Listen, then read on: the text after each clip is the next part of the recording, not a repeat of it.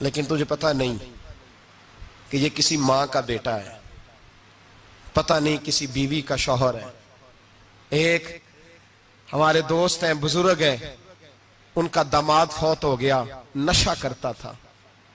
تو میں تعزیت کرنے ان کے گھر پہنچا تو کھڑے ہو گئے ہاتھ باندھ کے، کہنے لگے حضرت صاحب باقی ساریاں گلاں چھڑ دیو، صرف نشے تے تقریر کریا کرو۔ وہ جب جیتا تھا تو تب بھی اس کے بچے یتیم ہی تھے، یتیم ہی تھے۔ میری بیٹی جب میرے گھر آتی تھی اور میں اپنے پوتوں کے اترے کپڑے اسے پہننے کو دیتا تھا تو میرا کلیجہ پھٹتا تھا، اور میری بیٹی اس کی زندگی میں بھی بیوہ کی زندگی گزار رہی تھی۔ وہ میری بہوؤں کے اترے ہوئے کپڑے پہنتی تھی، کوئی دعا کرو، کوئی جلسے کرو، یہ لت ختم ہو جائے۔ اور کہنے لگا اب میرے وہ چلا تو گیا ہے، دادا دادی اس کے پہلے کوئی نہیں، چچا ہے کوئی نہیں، جب تک تو میں زندہ ہوں ان نواسوں کو کوئی روٹی کا لقمہ، کوئی کپڑا مل جائے گا، لیکن سوچتا ہوں میں بوڑھا ہوں، مر گیا تو ان کو کوئی پوچھے گا بھی نہیں، کون ان کی خبر۔ اتنا ظلم اس قوم سے، اتنی زیادتی، اور آرام سے لکھ کر لوگ گزر گئے کہ یہ 70 لاکھ ہے، ان کا درد تو سمجھو، تکلیف تو سمجھو۔ 7 فٹ کا سونا جوان اور نشے کا عادی ہے تو کسی نالی میں پڑا ہوا ہے۔ اور میں نے کہا اس قوم کے ساتھ اس سے بڑا بھیانک مذاق کیا ہوگا۔ کوئی دانشور تھا بڑا ظالم، اس ظالم سے کوئی مشورہ لینے آیا، اس نے آ کے کہا تو بڑا ظالم ہے، بڑے کڑوے مشورے دیتا ہے، میرا ایک دشمن ہے، میں اس سے بدلہ لینا چاہتا ہوں، میرا دل کرتا ہے اس کا بچہ قتل کر دوں تاکہ وہ تڑپے۔ تو ظالم نے کہا اسے قتل نہ کر، وہ تو اس کا باپ 2-4 مہینے رو کے چپ کر جائے گا، پھر میں سخت سزا دینا چاہتا ہوں، مشورہ دے۔ تو اس نے کہا اس کے بچے کو نشے پہ لگا دے، جس کا بچہ نشہ کرے گا وہ باپ روز مرے گا، روز جیے گا، وہ ماں روز مرے جیے گی، نشے پہ لگا دے۔ اس قوم کے ساتھ سب سے بڑا ظلم یہ ہوا کہ ملت کا جوان نشے پہ لگ گیا، ڈرگز پہ لگ گیا، اتنے تباہ حالات ہوئے کہ جوان چڑھتی جوانیاں، اماں نے کتاب دے کے بھیجا تھا، اور کالج سے واپس آئے تو نشے کے ٹیکے ہاتھوں میں پکڑے ہوئے، ٹیکے۔ اور آپ کے اس ملک کے اسلام آباد میں ایک دن میڈیا نے وہ خبر بھی وائرل کی اور وہ چیز بھی دکھائی لوگوں کو، 3 مہینے کا بچہ لے کے نشئی سڑک پہ آ گیا، اس نے کہا میرا نشہ ختم ہو گیا، میرا بچہ خرید لو، 2 پڑیاں دے دو۔ تو وہاں بیبیاں جو سن رہی تھیں وہ بھی چیخے مار کے رو رہی تھیں۔ یہ ظلم کیا اس قوم کے ساتھ، اور کرپشن کی لعنت نے اجازت دی سپلائی کرنے والوں کو کہ گلی گلی بیچے، گلی گلی۔ انہوں نے کچھ تھوڑا ظلم نہیں کیا ان حکمرانوں نے، اور ہماری اپوزیشن اس کو نہ صرف اتنا پتا ہے کہ یہ جائیں اور ہم آئیں، اس سے زیادہ کوئی غرض نہیں۔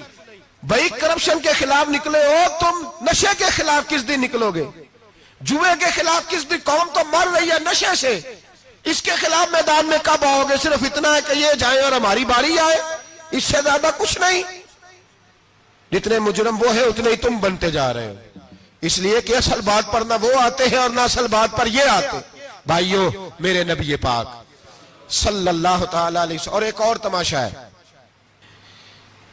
یہ میرے پہ اللہ کا یہ احسان رہا، اس لیے نہیں کہ میں پرہیزگار آدمی ہوں، نیک ہوں، اس لیے نہیں، ویسے ہی اللہ بعض اوقات اسباب بناتا ہے، سبب بناتا ہے۔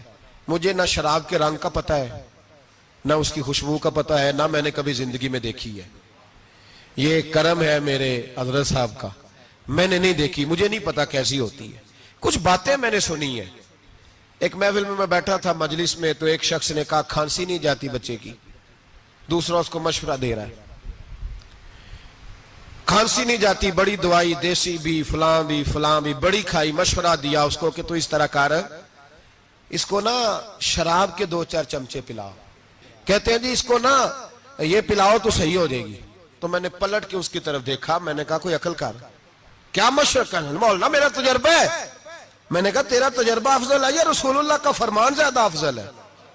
تیرا تجربہ افضل ہے۔ حضرت ام سلمہ رضی اللہ تعالیٰ عنہ کہتی ہے میں نے عرض کی یا رسول اللہ صلی اللہ علیہ وسلم، میری بچی بڑی بیمار ہے، تو مجھے کسی نے کہا ہے یہ تھوڑی سی نشے والی چیز ہے، یہ بنا کے تیار کر کے دو، صحیح ہو جائے گی، بیمار ہے بچی تو یہ نشے والی چیز ہے، اس کو تیار کر کے دو، تھوڑا نشہ ہے۔ اگرچہ بعض میں نے شروع میں کہا بعض لوگ مریض کو سخت مریض کو ایسی ادویات جو مجبوری بن جائے اس کی گنجائش اور اجازت دیتے ہیں. محتاط علماء تو اس میں بھی بہت ساری چیزیں پہلے بیان کرتے ہیں لیکن اس نے کہا جی میرا نشہ دینا ہے شفا کے لیے. تو حضرت ام سلمہ کہتی ہے میرے نبی پاک نے میری طرف دیکھا, میری طرف, تو میں نے کہا یا رسول اللہ آپ کیا فرمانا چاہ رہے ہیں؟ تو نبی پاک نے فرمایا ام سلمہ کبھی ناپاک چیز میں بھی شفا ہوئی ہے, کبھی ناپاک چیز میں بھی, کبھی شراب اور خمر میں بھی شفا ہو سکتی ہے. شفا رب کریم نے رکھی ہے پر شہد کے اندر رکھی ہوئی ہے, شفا اللہ نے رکھی ہے قرآن مجید میں رکھی ہوئی ہے. تو اس میں بھی کبھی یہ حضور نے بیان کیا ہے کہ اس کے اندر شفا ہو سکتی, تو امت کتنی دلیری کرتی ہے جو یہ مشورے دیتی ہے کہ اس کے اندر نشہ ہے, شراب ہے, تو کھانسی چلی جائے گی تو فلانی بیماری چلی جائے گی. نہ آؤ ان چیزوں پہ, نہ اپنے ایمان کو خرابی دو اور نہ ایسی باتیں کرو جس سے کہ ڈائریکٹ رسول اللہ صلی اللہ علیہ وسلم کے واضح ارشادات کی مخالفت ہو. میرے نبی پاک صلی اللہ علیہ وسلم نے فرمایا, اور پھر کچھ لوگ کہتے ہیں تھوڑی پی ہے جی. اب تو میں تجزیے میں پڑھ رہا تھا کہ ایسی شراب ایجاد ہو گئی ہے, لوگ شراب پیتے ہیں اور وہ مست بھی رہتے ہیں, کار بھی چلاتے رہتے ہیں, کہتے ہیں جی نہیں ہمارا ذہن معاف نہیں ہوا تو یہ والی صحیح ہے, نشہ نہیں لاتی. میرے نبی پاک صلی اللہ علیہ وسلم نے فرمایا جس چیز کی تھوڑی مقدار, زیادہ مقدار حرام ہے اس چیز کی تھوڑی مقدار بھی حرام ہے, جس کی زیادہ مقدار حرام ہے اس کی تھوڑی بھی. تو خمر اور شراب اگر فل پینا جائز نہیں تو تھوڑی پینا بھی جائز, یہ حرام ہے اور حرام تھی اور قیامت تک حرام ہی رہے گی. میرے نبی پاک صلی اللہ علیہ وسلم نے منع کیا اور حضور نے اظہار ناپسندیدگی فرمایا, فرمایا 40 دن تو عبادت ہی قبول نہیں ہوتی شراب پینے والے جب تک سچی توبہ نہ کرے. ایک دن صحابہ بیٹھے تھے سارے, حضرت ابو بکر صدیق بھی تھے, فاروق اعظم بھی تھے, عثمان غنی بھی تھے, ڈھیر ساری تعداد تھی صحابہ کی, سارے تشریف فرما تھے. حضرت عبداللہ ابن عمر رضی اللہ تعالیٰ عنہ حدیث کے راوی ہیں اور مستدرک للحاکم کے اندر, ابن حبان کے اندر یہ روایت موجود ہے. فرماتے ہیں صحابہ نہ بات کر رہے تھے اور بات یہ کر رہے تھے کہ یار لوگوں کو گناہوں سے کیسے روکا جائے, لوگوں کو گناہوں سے گفتگو. صحابہ یہ کر رہے تھے, عبداللہ ابن عمر کہتے ہیں بیٹھے تھے اور جو گفتگو کر رہے تھے کہ گناہوں سے پلاننگ جی ہوتی تھی, ان کی جو محفلیں ہوتی تھی نا بیٹھ کے, وہ خوش گپیاں نہیں ہوتی تھی بلکہ وہ تبلیغ کی, جد و جہد کی, لوگوں کو برائی سے منع کرنے کے لیے بیٹھتے تھے, اس پر منصوبہ بندی کرتے تھے, پلان کرتے تھے, آگے ترتیب دیتے تھے. گفتگو ہو رہی تھی تو اب آپس میں بات ہونے لگی کہ کون سا گناہ زیادہ برا ہے جس پر سب سے پہلے کام کیا جائے. تو دور ایک صحابی بیٹھے تھے, ان کا نام تھا عبداللہ ابن عمر. ایک عبداللہ بن عمر ہے اور ایک عبداللہ ابن عمر ہے. حضرت عبداللہ ابن عمر دور بیٹھے تھے, بڑے سمجھدار سیانے باریک بین آدمی تھے. تو حضرت عمر فاروق اپنے بیٹے سے کہنے لگے جا عبداللہ ابن عمر سے پوچھ کے آ کہ سب سے سخت گناہ کون سا ہے. توجہ ہے میرے بھائیوں, ادھر دیکھیے گا میری جانب, پوچھ کے آ کہ سخت گناہ کون سا ہے. عبداللہ بن عمر رضی اللہ تعالیٰ عنہ کی خدمت میں جب عبداللہ ابن عمر گئے تو جا کے کہنے لگے کہ صحابہ پوچھتے ہیں کہ آپ نے زیادہ وقت گزارا ہے نبی رحمت صلی اللہ علیہ وسلم کے پاس, تو بتلائیے برا گناہ کون سا ہے, سب سے سخت گناہ, تاکہ سب سے پہلے اس پر پابندی لگائی جائے, اس پر محنت کی جائے. تو حضرت عبداللہ ابن عمر کہنے لگے صحابہ کو جا کے بتا دو کہ سب سے برا گناہ شراب پینا ہے, سب سے برا گناہ, اور یہ ام الخبائث ہے, برائیوں کی جڑ ہے, گناہوں کی ماں ہے, یہ بنیاد ہے, باقی گناہ اسی سے شروع ہوتے ہیں. کہتے ہیں میں نے آ کے بتایا تو حضرت ابو بکر صدیق رضی اللہ تعالیٰ عنہ سیدنا فاروق اعظم کہنے لگے خود جاتے ہیں, ان کے پاس خود جاتے ہیں, چونکہ ہم نے بات سننی ہے ہم خود جاتے ہیں اور ان سے جا کر کے سوال کرتے ہیں کہ اگر آپ کو اس تفصیل کا پتہ ہے نا تو اس کے پیچھے بھی کوئی تفصیل ہوگی جو میرے نبی پاک نے بیان کی ہوگی صلی اللہ تعالی علیہ وسلم, اس تفصیل کا بھی آپ کو پتہ ہوگا جو نبی پاک نے بیان کی ہوگی, اس بات کے پیچھے جو بیک گراؤنڈ ہے, جو پس منظر ہے. فرماتے ہیں کہ ہم اٹھے, عبداللہ ابن عمر کے پاس گئے, ان سے جا کے پوچھا کہ جناب آپ نے یہ تو فرمایا ہے شراب ام الخبائث ہے, تو اس کے پیچھے پس منظر کیا ہے؟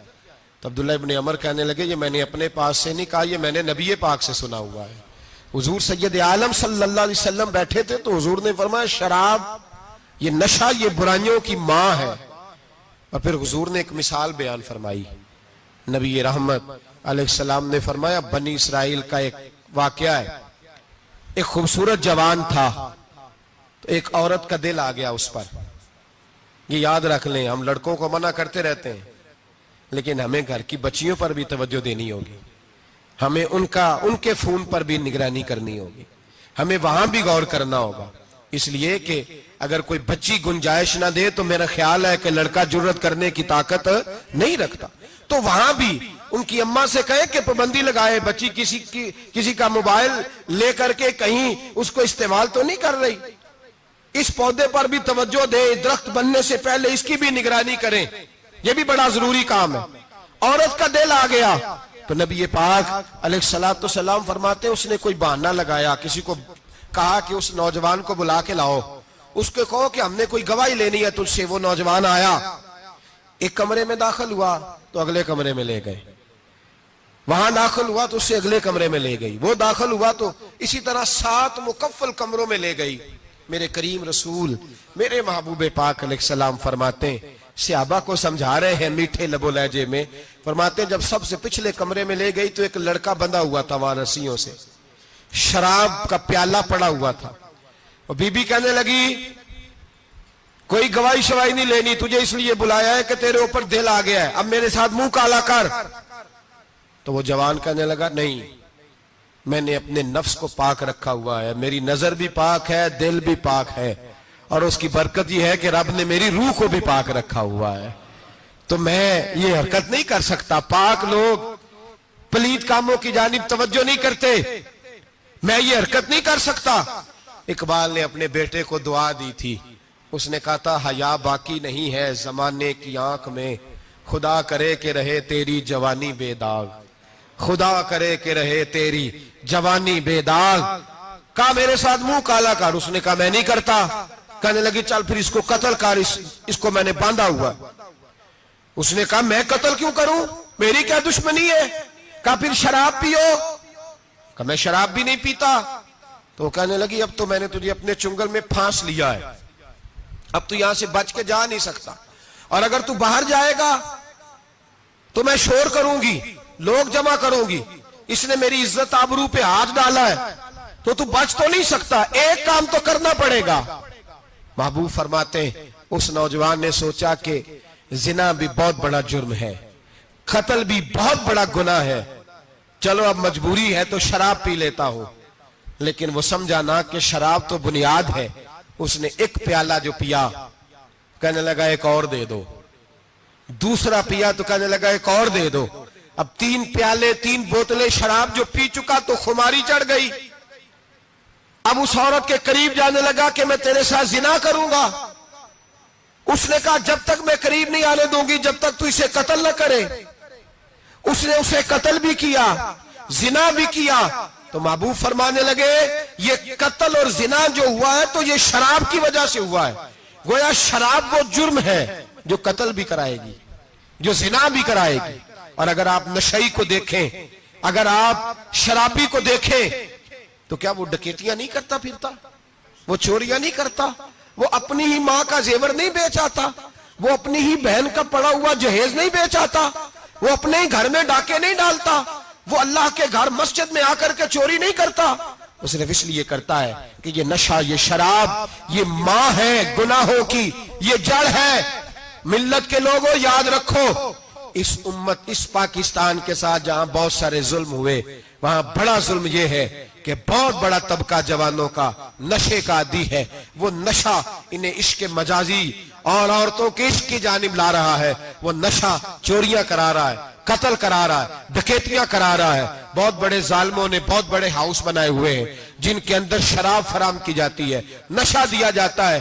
میں نے تو ایسے ایسے لفظ سنے کہ الیکشن کے دنوں میں ووٹ لینے کی خاطر سیاستدان انہیں نشہ فراہم کرتے ہیں, انہیں باندھ کے رکھتے ہیں, روز تمہیں پڑیا ملے گی, ووٹ ہمیں ڈالنا. اتنا ظلم, اتنی زیادتی, اتنا جبر, ایک انسان کے ساتھ کھیلنا.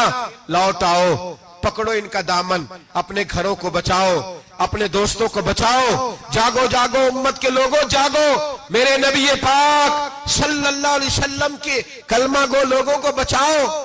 ان پر اگر سختی کرنی پڑتی ہے تو کرو, پیار کرنا پڑتا ہے تو کرو, محنت کرو.